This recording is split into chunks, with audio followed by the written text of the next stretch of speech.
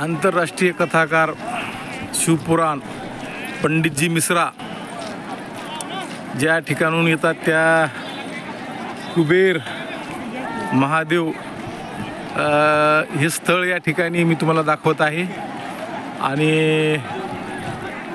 इतकी सुंदर या ठिकाणी व्यवस्था आहे की स्वच्छता या ठिकाणी हे भगवान श्री विष्णू निवांत असे झोपलेले आहेत। पोटातून कमळाचं फुलावर त्या ठिकाणी ब्रह्म विष्णू महेश बेंबीच्यातून बाहेर पृथ्वीची निर्मिती करण्यासाठी दिसत आहेत। त्याचबरोबर या ठिकाणी प्रभू रामचंद्र सीता वनवासाला जाते वेळेस जो नावाडी आहे तो नावाडी नाव हाकायला आहे। आणि या ठिकाणी ही समोर जी शिळा दिसती ही शिळा नसून कुबेर महादेव आहेत। आणि इथं भक्तांनी ज्या ज्या गोष्टी मनोकामना मागितल्या त्या पूर्ण होतात।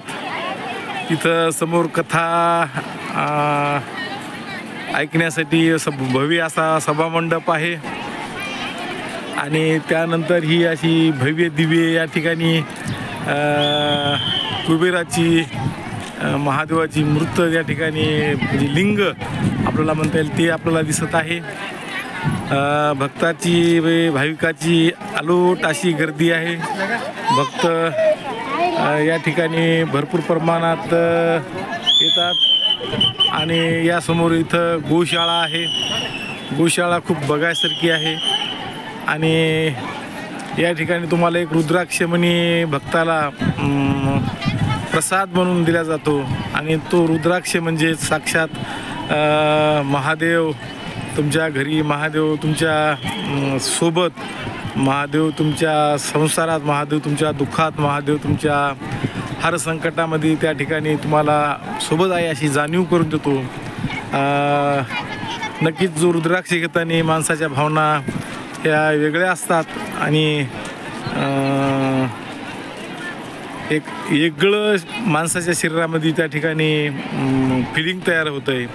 कुठंतरी एक दुःखाची किनार बाजूला जाऊन सुखाचा एक माणसाच्या जीवनामध्ये अंकुर तयार झाल्यासारखा बघा त्या ठिकाणी भाऊ कशा पद्धतीने इथं आहेत। अशा पद्धतीचं या ठिकाणी कुबेर महादेव मंदिर आहे। तुम्ही अवश्य एक वेळेस भेट द्या। नक्कीच तुम्हाला इथून नवी ऊर्जा तुमच्या शरीरामध्ये आल्याशिवाय राहणार नाही। एवढंच मी तुम्हाला या माझ्या यूट्यूबच्या चॅनलच्या माध्यमातून सांगू इच्छितो।